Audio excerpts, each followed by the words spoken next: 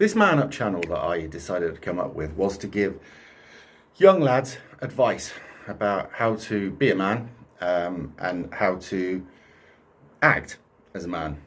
One of the things about being a man is facing up to when you've made a mistake or done something wrong and being honest about it. Yesterday was one of those experiences.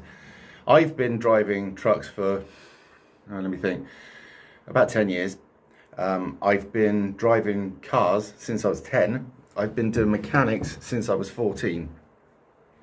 Not as a job, but I could change head gaskets, engines, gearboxes, all suspension, all that kind of stuff, and know my way around. Now, I switched trucks yesterday, and I'd driven these trucks before, but I was in such a rush, there was a lot going around me, I was distracted, and I made a mistake. I put water in the oil. This is one of the most horrendous mistakes that you could make with an engine. Engines don't like water in their around the bearings and stuff like that. It's a no. And usually what this does is utterly destroy an engine. But me not knowing that I've done this, I think I put water in the screen wash. Off I've gone. I filled up with fuel. I've gone down to the first site, sat there merrily, minding my own business. I've got loaded up. And on the way back from the site to the quarry where I was going, I noticed that just out the corner of my eye, the rear window on the cab was covered in oil. But it wasn't covered earlier on, so I knew there was a problem straight away. And I'm going up this really, really steep hill. It's quite dangerous. You don't want to stop there. But immediately the red lights come on. And I knew from past experience, when a red light like that comes on, stop. And this is a bit of advice. If you've got an engine management light that comes on, you think, oh, I can make it around the bend or I can make it to the next junction. That could cost you your engine or whatever else is gearbox problem or whatever. Stop, find out what the problem is, unless it's really, really dangerous. However, I stopped, and probably about now, I should show you some pictures behind me with the editing. The entire side of the truck was black with oil, all right? Under the wheel arch, around the engine, everything. And I thought, must have blown a pipe. So I've called the boss. The boss has come out, and we've been looking through it. And all of a sudden, I saw where I put the water, and it had an oil can on it. Now, I couldn't see this in the morning because it was covered, absolutely covered in shit. Couldn't see any of it, right? But it was the same place as I would put the water for my other truck, so I should have paid more attention. Anyway, I've gone, oh my God. Now, at this point, I could have said nothing and hoped to keep my job. But as he's an owner-driver, and this guy's bought this truck with his own money, and he's not a big company, I owe it to him to be 100% honest, because this might be the difference between good and bad. Now, if the engine had gone pop, that's a £36,000 or 38 grand engine. That's the truck finished. And I said to him, I said, I guess I'm out of a job. He said, well, if the engine's gone, you are. That's not him being a cunt, and I would say the same myself, but there wouldn't be a spare truck for me to drive. That's how small the company is. Well, I waited 4 hours for recovery, all the rest of it. The boss wasn't speaking to me, obviously. But with a bit of common sense, and I told the truth, we got it back via a straight bar. Another horrendous nightmare.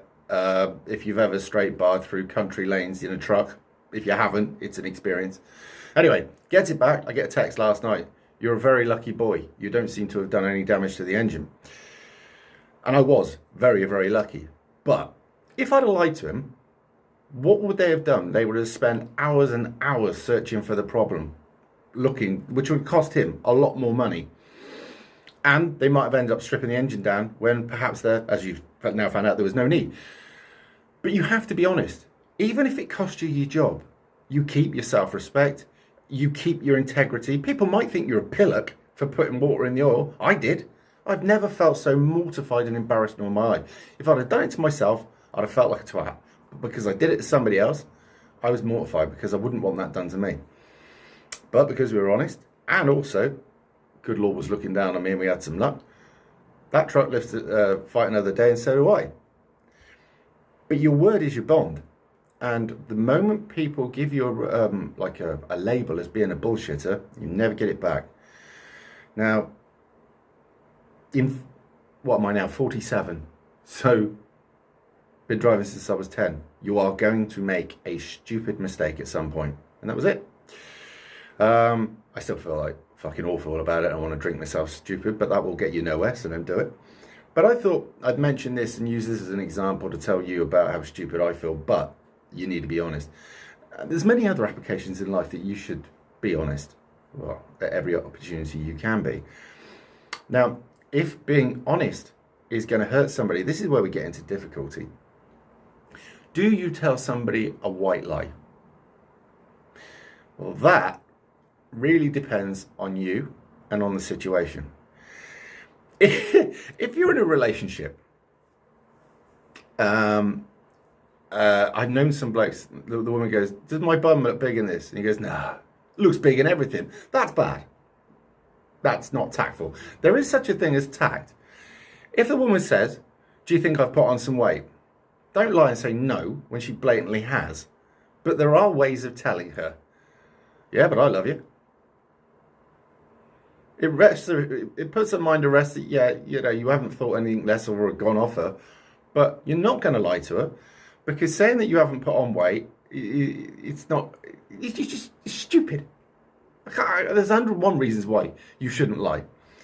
But somebody on their deathbed, telling them the truth that they really probably don't need to know at that point, right, and that won't help them on their way easily,